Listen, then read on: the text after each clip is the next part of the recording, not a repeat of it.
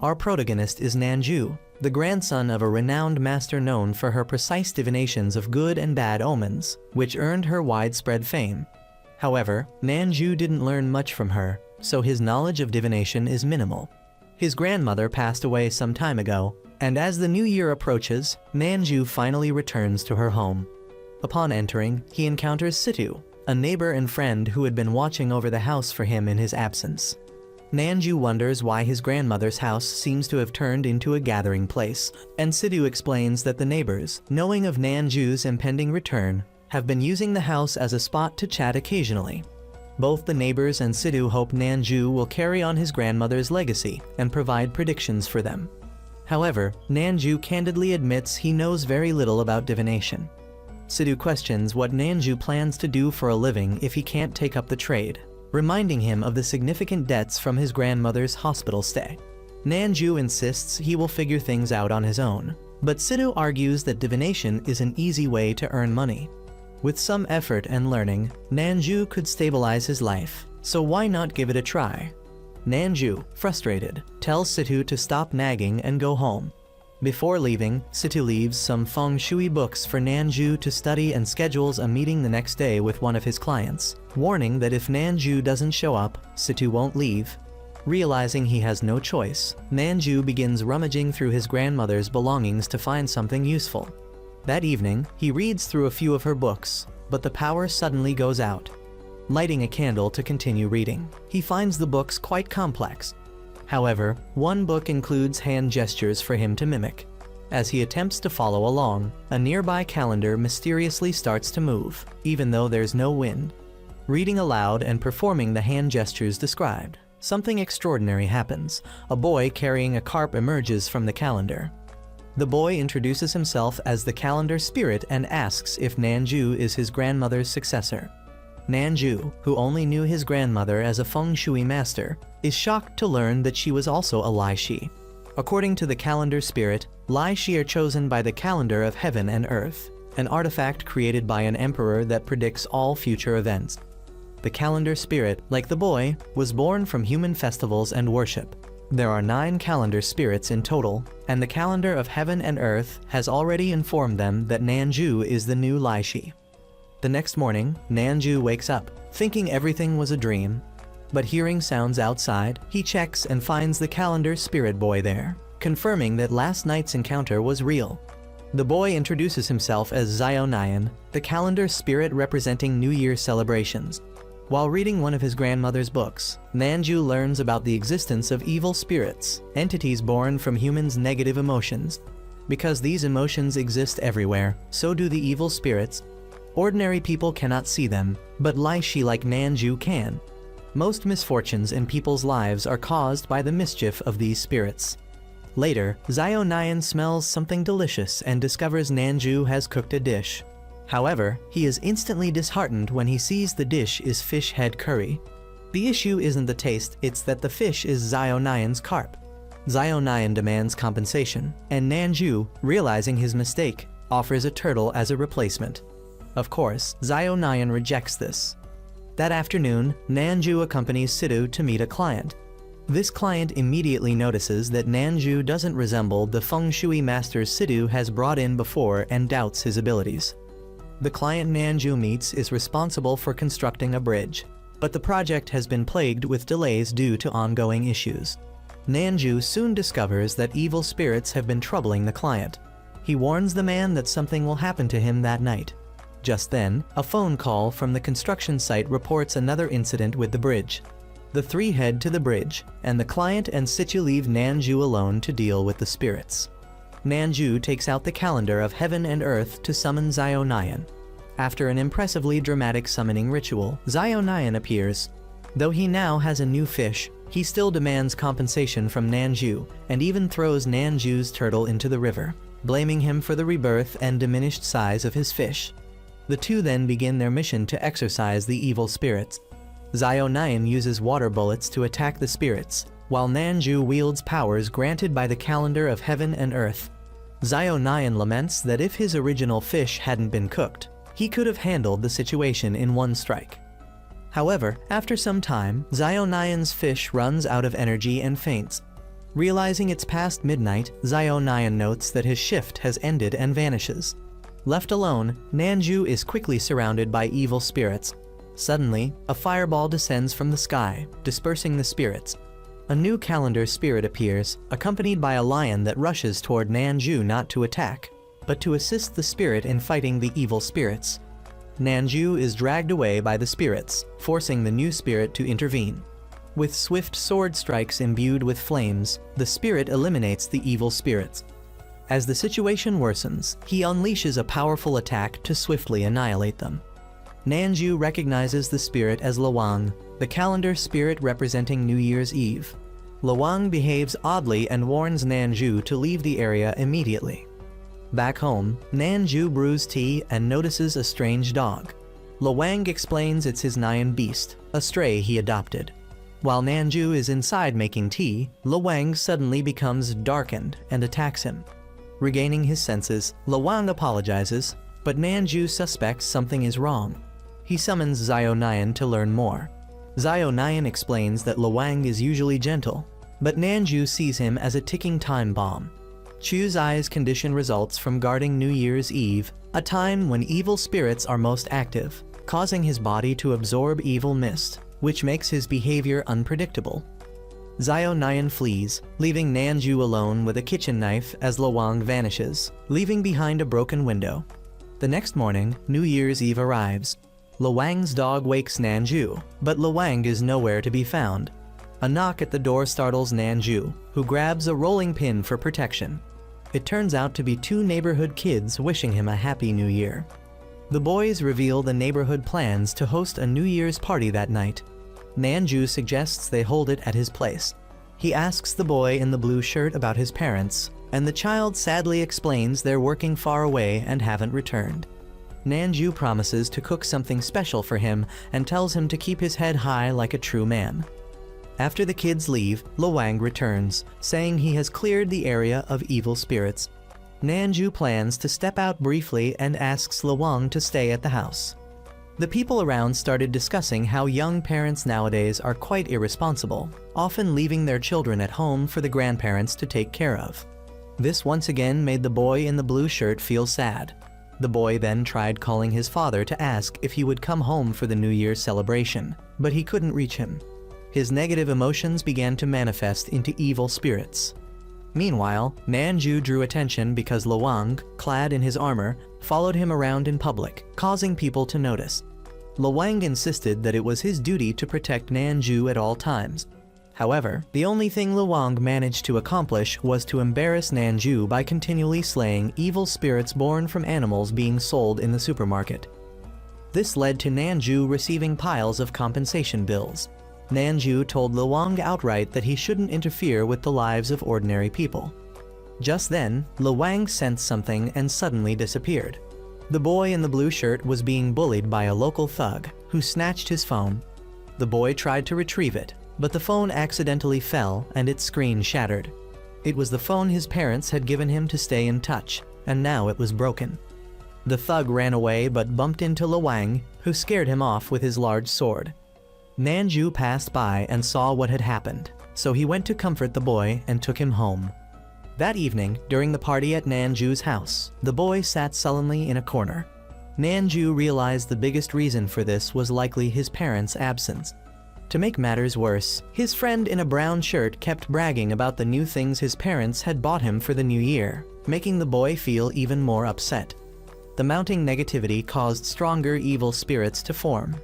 Situ also arrived at Nanju's house and asked who the armored man was. Nanju quickly explained that it was someone who had just returned from a mall festival and hadn't had time to change.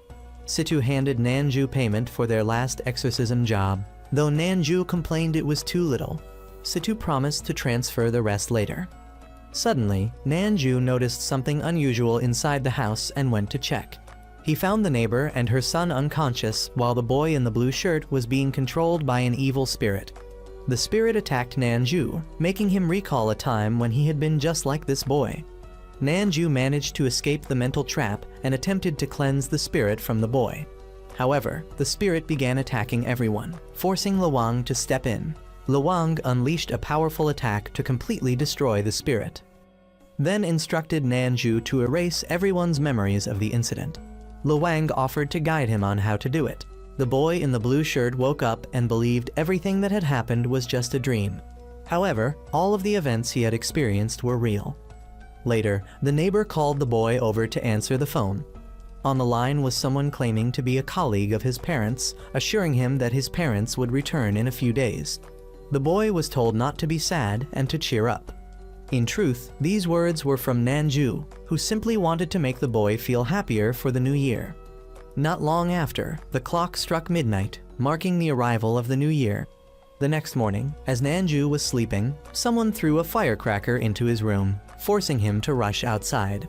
He didn't know where the firecracker had come from until a new calendar spirit appeared behind him, Danayan, the spirit representing the early days of the new year. At that moment, the neighbor and her son arrived to wish Nanju a happy new year. Danayan explained that he had come to retaliate because Nanju had made his younger brother cry. Danayan then launched an attack with a firecracker aimed at Nanju, but Nanju dodged, causing Danayan to fall. The neighbor and her son greeted Nanju for the new year, but Nanju noticed an evil mist surrounding them. Danayan suddenly charged forward, causing a firecracker to explode and engulf the surrounding area. Nanju had to give Danayan a scolding for harming humans. However, Danayan insisted that his firecrackers only harmed evil spirits and not people. Nanju advised him not to throw firecrackers recklessly in the future, but Danayan, considering himself mature, refused to heed Nanju's lecturing tone. The neighbor mistakenly thought Danayan was Nanju's son, forcing Nanju to clarify the situation. Danayan then showcased his talent by writing couplets for New Year decorations, surprising everyone. He hung the couplets on Nanju's front door and asked the neighbor's son if he knew the reason for hanging red couplets and lighting firecrackers during the new year. Danayan explained that it was to ward off monsters that usually cause trouble during the new year, since these monsters feared the color red and disliked loud noises. The neighbor then invited everyone inside to eat dumplings. Situ also arrived to wish everyone a happy new year. Seeing Nanju enjoying himself, Situ lamented that his own new year had started with him eating porridge. Danayan remarked that eating porridge at the beginning of the year would bring poverty and bad luck for the rest of the year, provoking Situ's irritation. However, Situ refrained from arguing further as he had come to inform Nanju about a new job. Situ brought Danayan and Nanju to a museum that had been experiencing strange occurrences recently. The director of the museum had invited a feng shui master to investigate. Upon arrival, Danayan noticed the museum housed rare and invaluable ancient ceramics. Situ doubted their worth, leading to another argument between him and Danayan. The three then met the museum director, and Nanju introduced himself. The director explained that strange incidents had indeed been occurring. Suddenly, the museum experienced a power outage and tremors. Everyone evacuated while Danayan discovered evil spirits present and threw firecrackers toward them. The director, fearing damage to the priceless artifacts, stopped Danayan. Outside, the director scolded Nanju's group, but Nanju explained that the firecrackers were exorcism tools that wouldn't harm the artifacts. The director reluctantly believed him and detailed the recent events. He noted that if the situation wasn't resolved soon, more artifacts would be at risk. Recently, several artifacts had been mysteriously damaged, with clear signs of human interference, yet security cameras revealed nothing. The incidents continued without signs of stopping. Just last night, while the director was patrolling, an antique clock was suddenly destroyed. Desperate, he sought help from Nanju's group. Examining the scene, Danayan found traces of evil spirits and observed that the damage to 4 specific artifacts formed a ritual array. Nanju proposed staying at the museum that night to confront whatever was causing the disturbances. The director, having no other options, agreed to their plan, emphasizing the importance of these artifacts, not for their monetary value, but their cultural significance.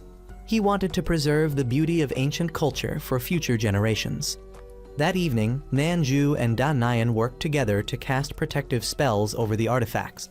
Only Danayan could break the spells, ensuring their effectiveness. Soon after, the lights went out and strong winds began howling. A cat suddenly dashed into the museum, attempting to attack the artifacts. Fortunately, Danayan's protective spells held firm. Both Nanju and Danayan realized the attacker was a cat. but Da Nian corrected that it was actually an evil spirit. He urged Nanju to protect himself since he wouldn't be able to guard Nanju while fighting. The cat then transformed into a human-like figure, who revealed that they were a spirit born from the countless complaints of people. The figure explained that in China, when people drop objects, they often utter a phrase to ward off bad luck. These utterances had given birth to this spirit.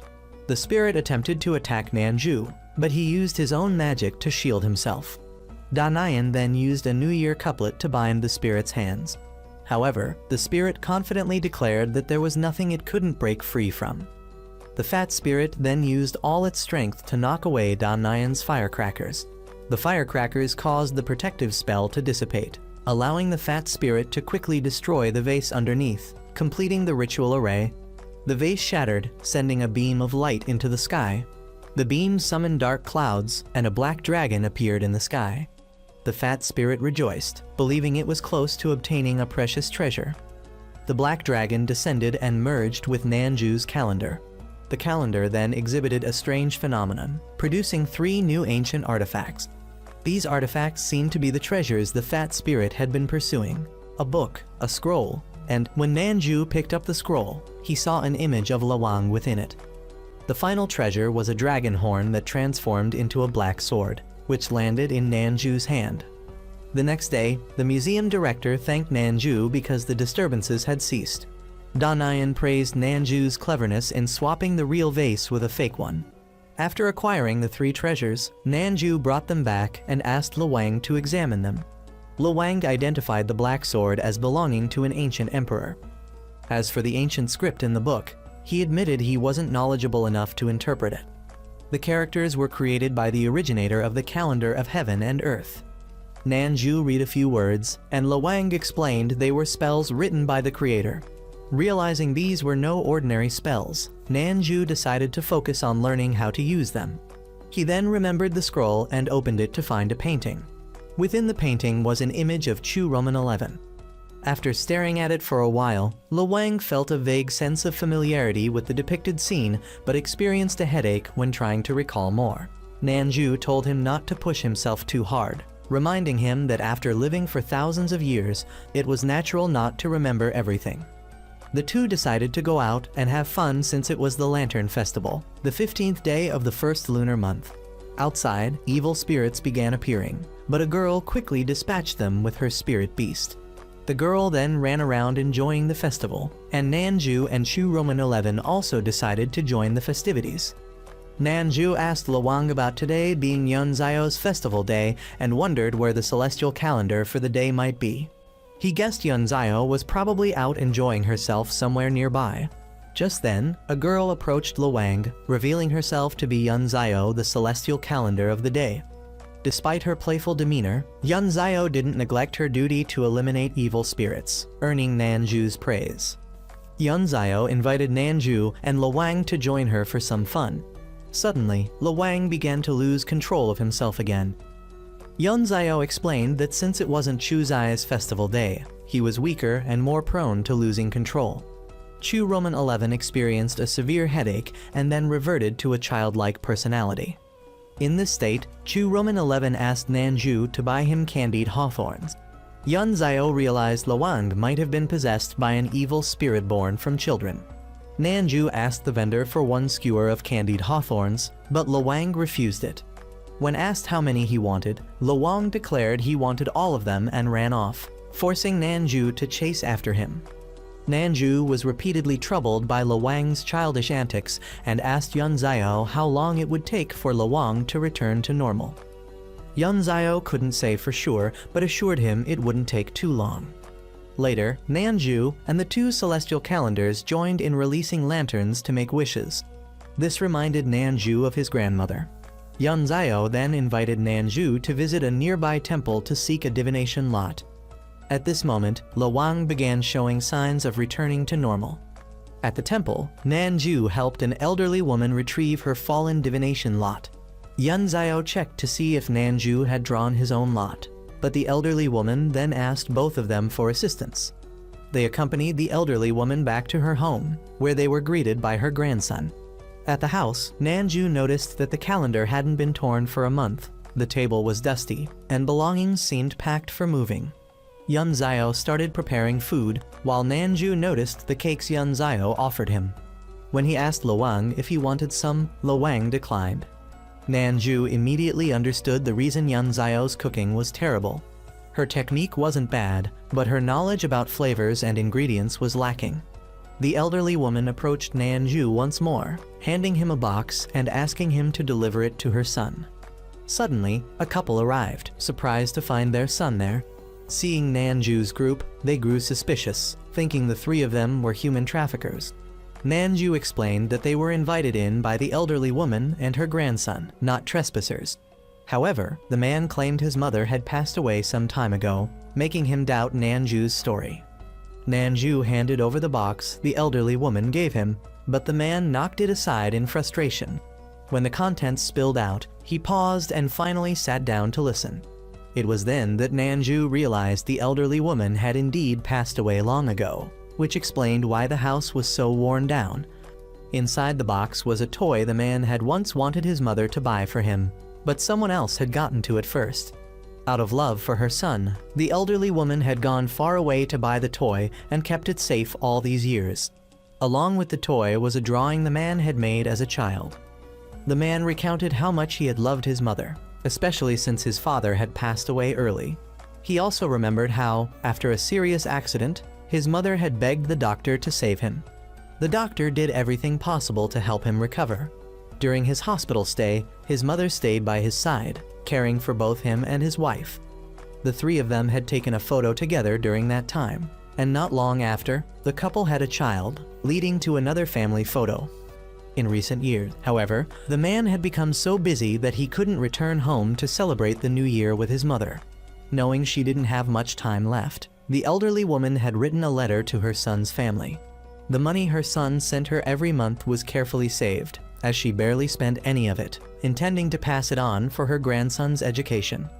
In her letter, she expressed her regret at not being able to celebrate one last New Year with her son's family. Now, she could finally rest in peace. This became a lesson for everyone. No matter how busy life gets, always make time for your loved ones. Don't wait until it's too late to regret lost opportunities. The man's family burned lanterns to send their wishes to the elderly woman. Nanju's group, having completed their task, also left. Several days later, Nanju encountered a new celestial calendar who introduced himself as Hua Zhao, the deity representing China's ancient flower viewing festival. This festival was once popular in the past when young women would offer flowers to the gods, but it had since faded into obscurity, with only a few places still preserving the tradition. Hua Zhao remarked that human life was like a flower. It blooms briefly and then withers. He believed that, one day, all festivals would be forgotten, and celestial calendars like him would gradually fall into eternal slumber. Nanju expressed his desire to prevent people from forgetting such festivals, but Hua Zhao replied that life and death follow their destined paths, and one should face what comes with acceptance. As they talked, they noticed a girl hugging a nearby tree. She longed to see the tree bloom with a sick friend, but being blind, she couldn't see the blossoms for herself. Hua Zhao handed her a leaf to help her imagine the flowers. When they asked how she got there, she explained that a friend had accompanied her. That friend turned out to be Situ, who came running but tripped, prompting Nanju to help him up. Situ had a wound on his arm, from which evil spirits suddenly emerged. Hua Zhao quickly healed the wound and Situ introduced the girl as a nin. The two groups chatted for a while before a nin decided to leave. As she and Situ departed, Hua Zhao warned Nanju about the dangerous level of evil mist that had escaped from Situ's wound. However, when Nanju returned, he was puzzled because no evil spirits lingered around Situ. Hua Zhao explained that the evil spirits they encountered that day weren't born from Situ, but were brought there by someone else. However, Hua Zhao did not detect any evil mist on Ning either, so Nanju asked him to check on the situation around her. Not long after, Situ unexpectedly arrived, bringing food for Nanju. Immediately, Nanju knew that Situ must have come because of something related to Ning. In reality, Situ simply felt sorry for Ning. She had lost her eyesight due to an accident, and now her only companion was a dog. He couldn't bear to leave her alone. The dog was also the friend Ning had wanted to take along to see the flowers. Unfortunately, the dog was old and sick, meaning it wouldn't be able to stay by her side much longer. Ning frequently contacted a veterinarian, hoping to extend the dog's life. One day, she went out to buy some supplies, and the store clerk reminded her to be careful, as strange occurrences had been happening at night. After finishing her shopping, she headed home. As she walked into an alley near her house, she suddenly heard the eerie sound of the wind howling. Growing uneasy, she took a step back, just as a man pushing a cart loaded with cardboard boxes passed by. Out of nowhere, a dark figure lunged forward, forcefully knocking over the cart. The boxes were about to fall on Ning when Hua Zhao swiftly cast a spell to protect her. She recognized his voice and asked what had happened, but he brushed it off as a minor accident and assured her that everything was fine. However, Hua Zhao had realized that the appearance of the evil spirits was somehow connected to Ning. Meanwhile, Situ, who had gotten drunk, suddenly admitted that he truly liked Ning. Hua Zhao soon returned to inform Nanju of the situation, but as soon as Situ heard that Ning was in danger, he lost his composure. Hua Zhao left behind a flower branch to protect Ning, and at that moment, she reunited with her guide dog trainer. The trainer had come to advise her to get a new guide dog, as her current one was no longer fit for the job. However, Ning stubbornly refused. By then, her dog had been severely infected by the evil mist and had gone berserk. The protective flower branch activated its effect, forcing Hua Zhao to act first, while Situ and Nanju chased after him. The two of them climbed up to Ning's room, only to find both her and the trainer unconscious. Situ, too, was quickly knocked out by the evil spirits. Hua Zhao, already weakened, could not hold out much longer and was also defeated. Nanju had no choice but to draw his black sword to deal with the situation. With a single strike, he dispelled the evil mist, leaving behind the exhausted dog. Hua Zhao then created an illusion for both the dog and Ning, a space where she could see her dog and witness the blooming flowers she had always longed to admire together with it. In that moment, she realized how selfish she had been, holding on to the dog and causing it prolonged suffering. This realization finally gave the dog peace, allowing it to pass away without regrets. Not long after, Nanju took Situ to go flower viewing, where they saw Ning with her new guide dog, also admiring the blossoms. A few days later, a neighboring aunt visited Nanju's house to inform him that today was the Hansshi festival. Several elderly men in the neighborhood wanted to visit and play mahjong at his place, to which he agreed.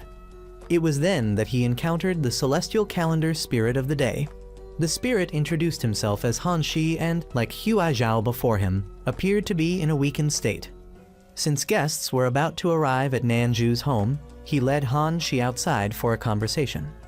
Hansshi explained that, like Hua Zhao, he was gradually fading as people forgot about their festivals, causing his power to wane significantly. The Hansshi festival was believed to commemorate a deity, but in truth, it wasn't exactly so. Hansshi recounted a tale from the past. A monk once took the last surviving heir of a fallen dynasty into exile. The two of them fled into the freezing mountains, enduring severe hunger. In desperation, the monk resorted to feeding his own flesh to the young heir to keep him alive. When the heir discovered the truth, he swore to repay the monk's kindness once he reclaimed the throne. Eventually, the heir did return and seized power, becoming king. The new ruler sought to reward the monk, but the monk refused, stating that he had merely done his duty. Afterward, the monk carried his elderly mother up a mountain to live in seclusion. Hoping to force the monk out of hiding, the king ordered the entire mountain to be set ablaze. However, when the fire had consumed everything, all that remained was the monk and his mother, their bodies burned to death beneath a lone tree. To honor the monk's sacrifice, people established the Hansshi festival and observed a taboo against using fire. Nanju knew that Hansshi had existed for a long time, so he asked whether Hansshi or Luang was older. Hansshi admitted that Luang was still the older one because Luang possessed immense divine power and had fought countless evil spirits. Despite being the strongest among the calendar spirits, Luang was always amicable with the others and never arrogant. Suddenly, other calendar spirits spoke up, expressing their desire to go outside and meet Hua Zhao. Nanju released them, and only the two brothers, Zio-Nyan and Da-Nyan, along with Yun Zio, appeared. Shortly after, Luwang also showed himself. Yun Zio then wondered why the calendar spirit Kinming was not present. The mention of Kinming seemed to irritate Da-Nyan. He explained that the Kinming festival had overshadowed the Hansshi festival, causing Hansshi to weaken as he was gradually forgotten. However, Hansshi held no resentment. Long ago, Kinming had been deeply saddened when his festival was regarded as a day of mourning. Hansshi had advised him that every festival held its own meaning, and that, in time, he would come to understand the significance of his existence. Da-Nyan believed that Kinming had never fully accepted being grouped together with Hansshi, which was why he always remained distant from him. Meanwhile, the construction foreman of a certain bridge project once again found himself in trouble. His workers had recently unearthed several corpses beneath the site. The foreman ordered them to keep quiet and not report the matter to the police. At first, he thought the situation wouldn't escalate, but soon another worker came running in to inform him that even more bodies had been discovered. That night, as Nanju was chatting with Hansshi, the construction foreman suddenly called, asking for help. Something major had happened. Nanju decided to go investigate and told Hansshi to return home. However, Hansshi insisted on accompanying him, as he was responsible for protecting Nanju while he was on duty. The two arrived at the construction site to assess the situation. Hansshi quickly sensed a powerful evil mist in the area. Nanju proceeded to examine the pit that the workers had excavated. At first, nothing seemed to happen. Thinking there were no ghosts or spirits, Nanju let his guard down only for a shovel to be suddenly flung into the air. Then, evil spirits began pouring out of the hole one after another, forcing Nanju to engage in battle. He summoned his sword and fought back. Nanju urged Hansshi not to overuse his power, but Hansshi insisted that it was his duty to assist a Lai-Shi like him. Left with no choice, Nanju allowed Hansshi to support him in battle. However, no matter how many spirits they defeated, they showed no sign of decreasing. Gradually, the two were pushed into a corner. Suddenly, the evil spirits retreated and merged into a massive serpent. Nanju's sword unexpectedly flew off on its own to engage the serpent, forcing Hanshu to intervene and freeze it with his magic. Hansshi urged Nanju to leave, but he refused to entrust everything to the calendar spirits alone. Instead, he pulled out the calendar of heaven and earth and attempted to use a spell he had read in the book. As he chanted, storm clouds gathered above. The moment he finished, lightning struck down upon the serpent. Yet, the monster was not completely destroyed. Just then, a flying blade pierced the serpent's neck. Luwang had arrived.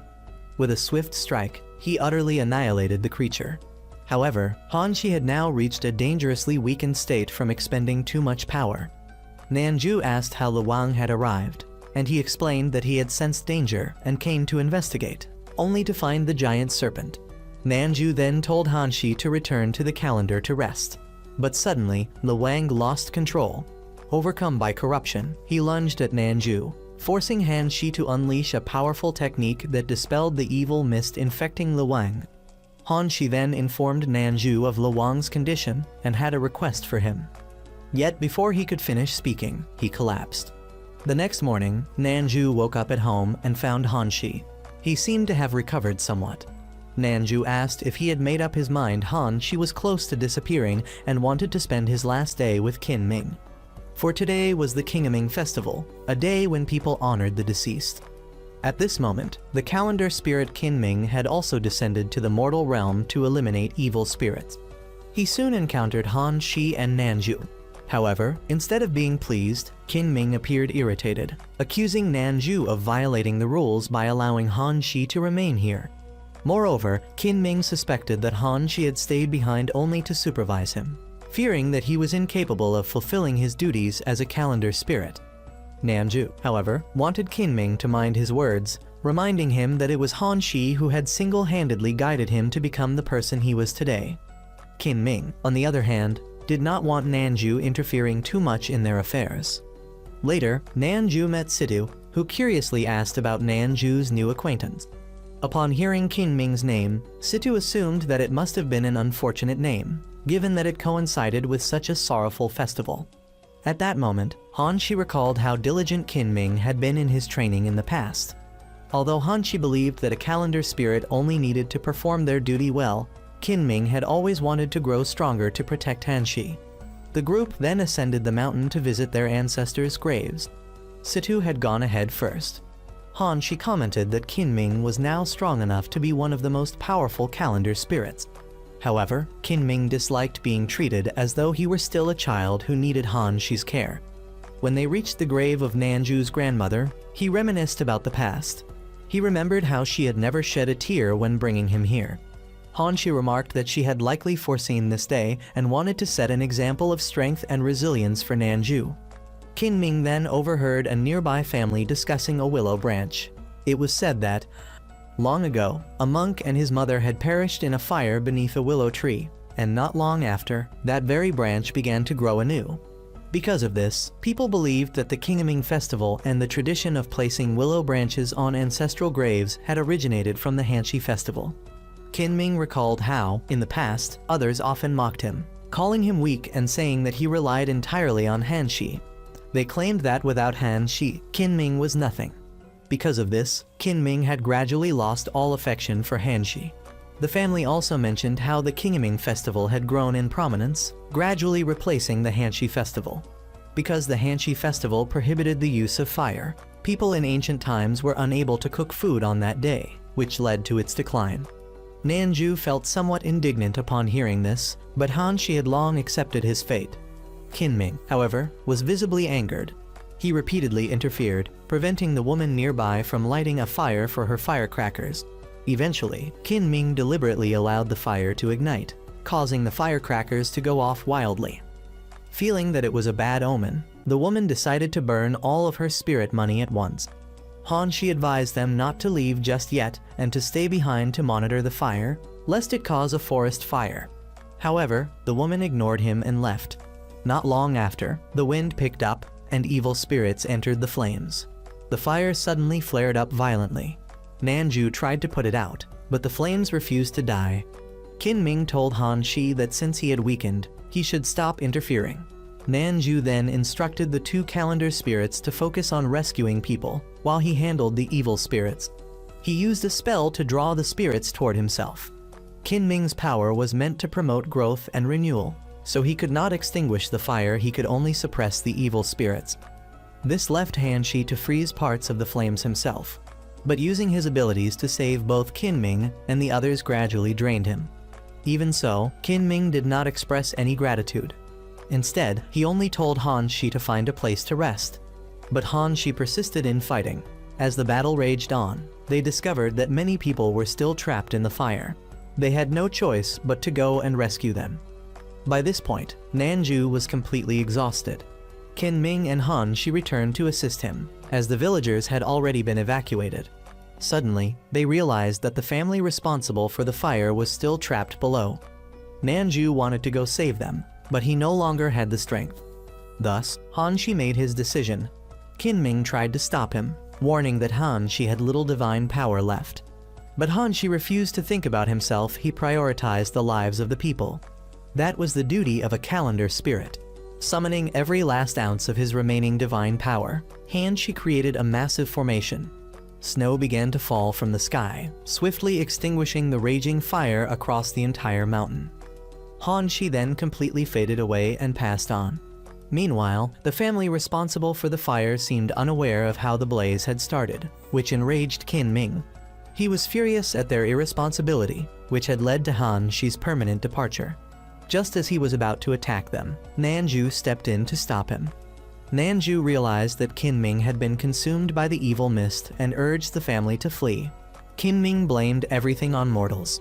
He believed that it was because of them that Hansshi had grown weak, and now, because of them, Hansshi had vanished. At that moment, Luang arrived and struck the evil mist away from Kinming. Kinming angrily pointed out that everyone seemed to value mortals. Did that mean calendar spirits like them were not worthy of the same importance? Luang replied that Kinming still failed to understand Hansshi's heart. Years ago, Kinming had never accepted the fact that Hansshi was injured while protecting humans. But Hansshi believed that they existed because of humanity's faith in them. Even if evil spirits were born from humans, it was still their duty to protect mankind. Because Kinming had been mocked countless times as Hanshi's shadow, he had worked tirelessly to grow stronger, determined to no longer need Hanshi's protection. But as Kinming grew stronger, Hansshi only became weaker due to humanity gradually forgetting him. Yet Hansshi never once abandoned his resolve to protect the people. Nanju then revealed to Kinming that Hansshi had stayed in the mortal world today for one final reason: to spend his last moments with Kinming. Hansshi had known for some time that he would soon disappear, so he had chosen to remain and witness how much Kinming had grown. Everyone was heartbroken over Hansshi's departure. However, Nanju still held on to the belief that there might be a way to bring a calendar spirit back. Luang, regretfully, told him that what he wished for was impossible. Calendar spirits, like humans, could not return once they had passed away. They had all long accepted that they would one day face their end. Nanju then asked Luang where Kinming had gone. Luang replied that Kinming should be left alone for now. At this moment, Kinming remained on the mountain, drowning his sorrows in alcohol. But no matter how much he drank, he could not forget Hansshi. Suddenly, the evil mist reappeared. It whispered to Kinming, affirming his thoughts that humans were not worthy of protection. They were nothing but irresponsible beings who had betrayed Hansshi. Despite being saved by Hansshi countless times, they had so easily forgotten him. Indeed, mortals were undeserving of a calendar spirit's protection. Kinming, once again, began to succumb to the evil mist's influence. That night, Nanju had gone to sleep. As it was nearing midnight, he still remembered Luang's warning that the evil spirits on the mountain were not ordinary and that he should keep a close eye on Kinming. Kinming's unstable emotions made him highly vulnerable to another invasion by the evil mist. Nanju later woke up to find Kinming approaching him. However, instead of attacking, Kinming had slain an evil spirit that had been targeting Nanju. Kinming apologized for arriving late. He then recounted how, just as he was about to be completely overtaken by the evil spirits, a branch from Hansshi had awakened him. Although he had fought back and eradicated the evil spirits, he had realized that they were aiming for Nanju all along, so he had returned as quickly as possible. The evil spirits were now becoming more unpredictable, so Kinming urged Nanju to stay vigilant. In the following days, Nanju repeatedly faced strange attacks. As a result, the calendar spirits had to use spells to protect Nanju's entire home. Meanwhile, at a construction site, the obese evil god, Sui Ping, and the one from before was relaxing when suddenly, the master of the snakes that had been attacking Nanju these past few days returned. Sui Ping scoffed, saying that she was wasting her efforts by persistently attacking Nanju. After all, he had powerful calendar spirits protecting him. Furthermore, her reckless actions on the mountain were going against their master's wishes, so she had better be careful. But the woman retorted that Sui Ping An was no better. After all, the treasure he had waited 100 years for had ended up in Nanju's hands. Hearing this, Sui Ping An felt uneasy and decided to leave. The next morning, Nanju went out with a calendar spirit. Knowing that today was the Zhongwu festival, the calendar spirit's name was also Zhongwu. Zhongwu noticed two children near Nanju's house buying toy snakes. Immediately, he forbade them, claiming that such things were unsafe. The children then pestered Nanju, so he had no choice but to buy the toy snakes for them. He thought Zhongwu was being overly strict, but Zhongwu insisted that children needed to be properly disciplined from a young age. Later, Nanju invited Zhongwu to eat some glutinous rice cakes, as he had bought quite a variety. However, Zhongwu argued that only the original flavor was truly traditional. He criticized Nanju and modern people for discarding old traditions. Left with no choice, Nanju complied. But as time passed, Zhongwu imposed even more restrictions on him, banning him from eating potatoes, tofu, and countless other things, making Nanju feel quite frustrated. At the very least, he could still watch the Dragon Boat Festival. At one point, Nanju noticed Zhongwu leaving. Zhongwu explained that he was going to buy traditional liquor for the Zhongwu festival. Nanju, meanwhile, observed that the sky seemed ready to rain. Zhongwu later arrived at the supermarket, but found no liquor to his satisfaction, so he decided to return home. By then, the rain had already started, so he hurried back as fast as he could. On his way, he accidentally ran into a girl calling for help. A snake suddenly lunged at her, so Zhongwu quickly drove it away. But as someone who upheld strict discipline, he disapproved of the girl's revealing attire. He was about to leave when the girl insisted on repaying him. Then, in an instant, she circled behind him and bit him. That night, Situ came to find Nanju and reported that there had been frequent deaths at a nearby hotel. Nanju told Situ to be careful, as he himself never visited hotels. Suddenly, Zhongwu returned. He was now being controlled by the snake woman through the bite wound. At this point, they realized that she was also responsible for the recent hotel deaths and that she was indeed targeting Nanju.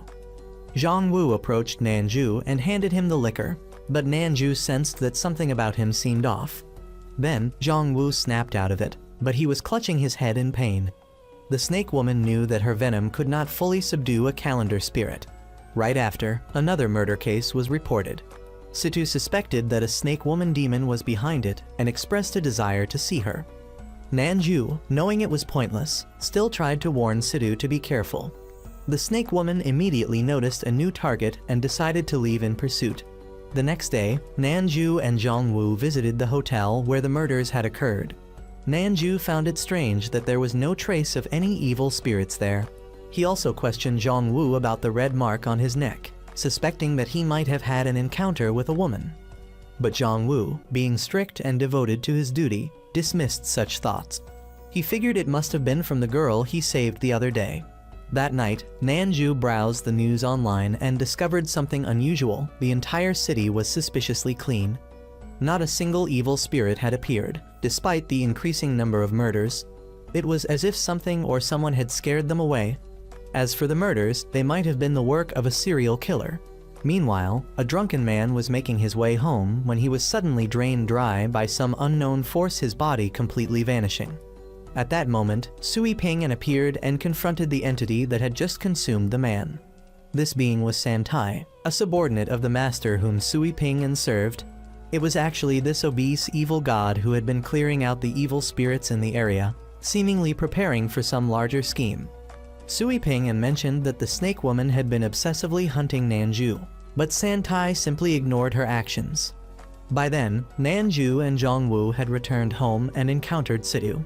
Situ suddenly approached them, speaking incoherent words, before unexpectedly pulling out a knife and attacking Nanju.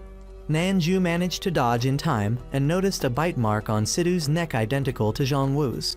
The snake woman then launched another surprise attack on Nanju, but he narrowly evaded it. Seeing this, she decided to retreat but left behind an address for Nanju. If he didn't show up, Situ would be her next victim. Zhongwu now fully realized who was behind all of this. He revealed that the snake woman was Viper, the very same girl he had saved earlier. Determined to put an end to this, Nanju and Zhongwu headed to the construction site, where they found Situ waiting for them. While Zhongwu was treating Situ, Nanju went to confront Viper. He recalled that she was connected to the snake he had previously slain alongside Hansshi and Luang. Nanju speculated that the corpses in the pit were all victims of Viper and accused her of causing havoc in the human world. However, Viper argued that life followed the rule of the strong preying on the weak. She claimed that hunting prey to feed her offspring was a natural thing. But Nanju countered that human lives were not for her to decide. Viper then retorted if Nanju had killed her offspring, did that mean he had the right to make such decisions? She attacked him, forcing Nanju to draw his sword in defense. However, the evil spirits she had summoned emitted a toxin that made it difficult for Nanju to breathe. Zhongwu rushed to assist him, while Sui Ping created a formation around Nanju's location and reported back to Santai. Santai, seeing that the stage was set, merely awaited the actors to play their parts. And the awaited actor had arrived. Luang descended from the sky and struck Viper, injuring her. She had been waiting for Luang, eager to take her revenge. But just then, Santai ordered Sui Ping to activate the formation. Rain suddenly poured down, making Zhongwu wary of a bad omen. He urged Luang to retreat, but Luang wanted to finish the fight quickly. Then, without warning, the formation activated. Luang shoved Nanju out of the formation's boundary just in time. Suddenly, evil spirits from all around converged upon Luang, possessing him. Viper, realizing this unexpected turn of events, decided to retreat. Nanju unsheathed his sword and attempted to destroy the formation, but it was futile. The formation was constructed from thousands of evil spirits, making it nearly impossible to break. the Wang began losing himself, gradually falling under the evil spirit's control. Zhang Wu intended to take Nanju and escape, but Nanju was determined to save Lo Wang first. At that moment, Sui Ping An was also unexpectedly pulled into the formation. He then realized that he had been deceived by San Tai. Despite this, Nanju pleaded with Zhang Wu to let him try one last time. Nanju then used his sword and chanted an incantation from his book. Summoning a black dragon, the dragon charged straight into the formation. Lo Wang was saved, and fortunately, he had not yet been completely possessed by the evil spirits. Zhang Wu, seeing that Lo Wang was safe, stated that he would need time to recover. Meanwhile, Nanju recalled a vision he had when he was poisoned by Viper in it. Viper was unearthed by Sui Ping An, a snake, and an unknown figure, who had assigned her a task. A few days later, a new calendar spirit arrived. She was Sheng Ming. At that moment, she and Nanju were at a shrine where people typically prayed for love. However, Sheng Ming destroyed all the red strings of fate. Her reasons were twofold. First, she had suffered emotional wounds before and was jealous of others' happiness. Second, she believed that if love could be severed as easily as a string, then it was never true love to begin with. For those wondering about Sheng Ming's identity, she simply represented Valentine's Day upon returning home. Sheng Ming saw displays of romance everywhere. Even the television was filled with romantic dramas. Among them was an interview featuring an elderly woman who had waited for her beloved for 40 years. Nanju remarked that this was what true love looked like, and he wanted to help the old woman. Sheng Ming, however, dismissed him as still too young to understand. Just then, Sidu arrived and was surprised to see Sheng Ming. At first, he thought he had come to the wrong house, but Nanju was indeed inside. Situ then assumed that Nanju had gotten a girlfriend before he did, forcing Nanju to explain the situation. Nanju then asked why Sidu had come, to which Sidu replied that he had a guest today. And that guest turned out to be none other than the elderly woman from the television interview. The old lady brought some gifts for Nanju. Sheng Ming immediately recognized the pastry. It was the kind that women in the past used to give to their lovers, much like how people gift chocolates today. The old woman then asked Nanju to help her find the man she had waited for all these years. The problem was that if he were still alive, he would be around 70 years old by now. But whether he was alive or dead, she still wished to see him one last time. Sheng Ming pointed out that if he were still alive, he might already have a family of his own. Her comment was a bit tactless, but she still wanted to help, partly to show Nanju how easily modern men succumb to temptation. She then asked the elderly woman if she had kept anything belonging to the man. The woman revealed that she had a trumpet. Nanju drove Sidu outside, preventing him from peeking, as Sheng Ming was about to cast a spell. She examined the red string of fate connected to the trumpet to trace where it led. After some time searching, Sheng Ming successfully located the person they were looking for. The two then arranged a meeting with the old woman at a shrine. The old woman had meticulously prepared for this reunion. However, Sheng Ming bluntly warned her that after so many years, the person she sought might have changed in appearance significantly. Yet the old woman was confident that she would not mistake him. So, Sheng Ming instructed her to go behind the large tree to meet him. Sheng Ming and Nanju made a bet. If the old woman had a happy reunion, Sheng Ming would tell Nanju her own story. But if the reunion ended in disappointment, then Nanju would have to serve as her attendant for a day. The old woman walked toward the tree, and indeed, she found the man from her past. However, the elderly man merely stood up in surprise, walked past her, and approached his wife.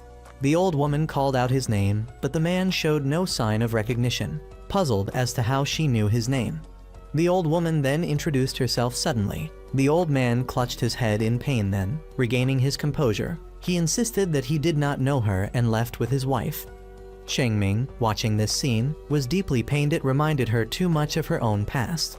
Nanju asked Sheng Ming if she had mistaken the person, but the old woman firmly stated that she had not. Determined to see him again, she went with Nanju to the old man's house. When they arrived, Nanju noticed that the door was unlocked, so he stepped inside and was startled to see numerous notes stuck onto various objects in the house. The old man caught sight of Nanju and mistook him for an intruder. But then the old woman stepped forward, claiming to be his wife. At that moment, the woman who had been with the old man earlier arrived. She introduced herself as a community officer in charge of taking care of the old man. She explained that he had once gone to war and suffered a severe head injury, which disrupted his memories. Since then, he had mistakenly believed that she was his wife. He had no family and spent his days clinging to a single photograph. The woman clarified the situation to help the old man calm down. Only then did the old woman realize. The family photograph he had been holding onto was missing her face. That was why he did not recognize her. She recalled the past on the day she bid him farewell as he went to war. He had left her the trumpet and the song they had composed together. The old woman then took out the protection charm she had sewn for him, but the old man snatched it away, claiming it belonged to his wife. Once again, his memories of war surfaced, throwing him into a state of distress. With no other choice, the old woman followed Nanju's advice and left. However, before departing, she played the melody of the song they had once written together. Upon hearing it, the old man suddenly remembered she was his wife. Shengming and Nanju left, allowing the elderly couple to reunite. Nanju realized that Shengming was not as cold-hearted as he had initially thought. However, a bet was still a bet. She had to tell her story. She reluctantly began in the past. She had fallen in love with the Lai Shi of that era. Together, they had endured countless life and death situations. However, on the day of their engagement, Lai Shi was holding hands with someone else, which made her feel like a fool. But Nanju suspected that Lai Shi must have had his own inner turmoil, because if he had once risked his life to save her, why would he betray her like that? At this point, the truth was revealed. After Shengming left, Lai Shi had ordered the Viper by his side to leave because he had been severely wounded and was about to die. He decided to do this in order for Shengming to sever her feelings for him and to harbor hatred towards him, because he wanted her to forget him and live on. After some time, Nanju had been attacked much less frequently. One day, while he was watching TV, the contractor called for help, seeking Nanju's assistance. When he arrived, he saw that the spiritual talisman pasted on the door had been torn off. The foreman, upon hearing Nanju's arrival, immediately ran out and clung to him, pleading for help. Suddenly, a dark aura descended, sensing the threat. Nanju was forced to draw his sword in defense. Moments later, 4 blue flames appeared. The flames coalesced, forming a palanquin. From within, a figure emerged, a man wearing a demonic mask. This person quickly approached and knocked Nanju's sword away. However, he was not an enemy but a god named Zhongyang. Upon entering the house, the contractor informed Nanju that he had been experiencing strange occurrences recently, not at the construction site anymore, but right at home. Zhongyang examined the situation and discovered that the contractor's house had been attacked by high-level evil spirits. Nanju was surprised to learn that evil spirits also have a tiered classification. Zhongyang explained that high-level evil spirits are those that have taken a specific form and are usually more cunning than ordinary evil spirits. Their goal is often to spread disaster on a large scale, and the fact that the contractor had become the target of a high-level evil spirit suggested that there was something unusual about him. Suddenly, the evil spirit returned, so Zhongyang threw out a chain to protect the door. Unexpectedly, the evil spirit charged in and was restrained by Zhongyang's chain. Nanju drew his sword to exorcise it, but the spirit quickly escaped. After examining the situation, Zhongyang recognized that the evil spirit was a blood light, born from human bloodshed accidents. Once it targets someone, it will follow that person until their death. High-level evil spirits like this one have fed on human fear for thousands of years. In ancient times, there was the most powerful evil spirit, regarded as the master of all evil spirits. Though the creator of the calendar of heaven and earth defeated and sealed it, over time, the seal weakened, and someone conspired to resurrect the master of evil spirits into the world. Lai Shi had worked hard to stop this plan, and although most of the enemy's strength was destroyed, a few had managed to escape. Zhongyang did not understand why a high-level evil spirit like the Bloodlight would choose to target an ordinary person like the contractor. That night, the contractor dreamed of having unearthed a treasure at the construction site recently. Although the workers had warned him not to take it, fearing disaster, it seemed that he had ignored them and brought the artifact home. The next morning, a man who claimed to be the director of a famous corporation came to meet the contractor. He made it clear that he wanted to buy the artifact the contractor had unearthed a few days ago. Though the artifact could help change one's fate, it could also backfire. Seeing the other party was willing to offer a large sum of money, the contractor believed the treasure was not ordinary, so he decided to keep it and sent the director away. Nanju and Zhongyang arrived at this point and saw the director leaving. Zhongyang noticed the director and found him somewhat suspicious. That evening, Nanju and Zhongyang, along with the contractor, went to hunt down the bloodlight.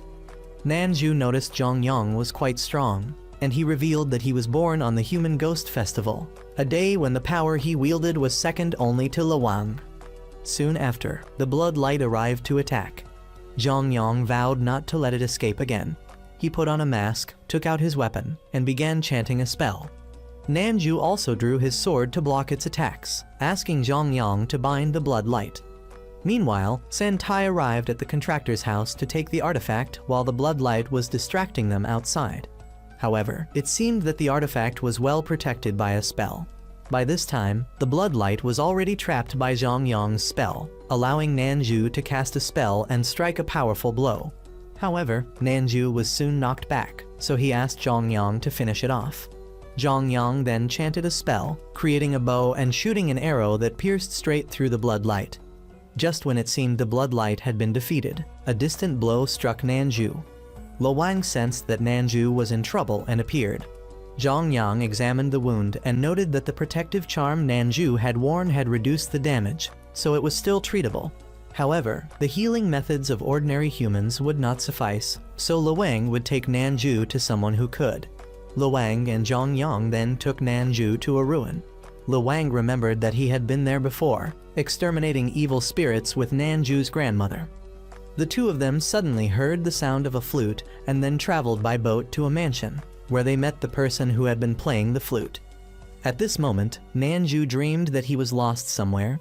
Suddenly, his protective charm spoke to him, advising him not to get lost here, and pulled him out of the dream.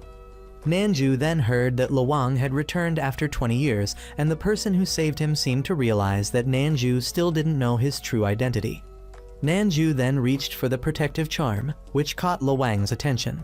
The person who had saved him introduced himself as Jiru, assuring Nanju that he could rest here as this place was separate from the normal world. Nanju recalled how his grandmother had given him this charm and thought that his parents had left it for him because they had some hardships and couldn't stay with him. Jiru explained that this charm was a treasure of his family, and that Nanju was a member of that family, the family that created the calendar of heaven and earth. Upon hearing this, Nanju asked where his parents were. Luang decided to tell the story.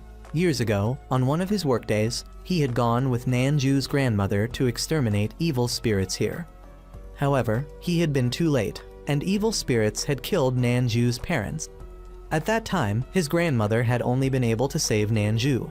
The two of them then met Jiru, who had come to take the family members back to bury them. He also recognized that Nanju would later be chosen by the calendar of heaven and earth, so he left Nanju with his grandmother to be raised by her. If Nanju ever encountered trouble, he should come to find him. Jiru explained that their family had often been pursued by evil spirits, so they rarely left the hidden barrier of this place. Nanju's parents had probably wanted to take him out to see the New Year's Eve outside, which led to what had happened. For the next 2 days, Nanju stayed here to recover, while Luang went on patrol to protect the area. During this time, Santai was still angry for not being able to obtain the artifact and had sent evil spirits to monitor the contractor and prepare something for him. 2 days passed, and Nanju had gradually recovered. Jiru informed him that the next day he could leave. Nanju asked why this place was so safe, and Jiru explained how the barrier worked. Luang then returned to report that everything was fine, but he himself was not fine as his old illness had flared up again. Luang didn't want anyone to worry, as Jiru had said that his illness could be cured using the treasure book he had. Jiru also realized that their time here was running out. That night, Luang began to darken again, while Santai had found Jiru's mansion and decided to send one of his subordinates with a group of evil spirits to attack. The evil spirits then continuously attacked the mansion's barrier. Though it held up for a while, the overwhelming number of evil spirits soon caused the barrier to collapse. Jiru wanted Nanju to fall back since he had not fully recovered, but Zhongyang arrived to help both of them. He asked Jiru to move Nanju back.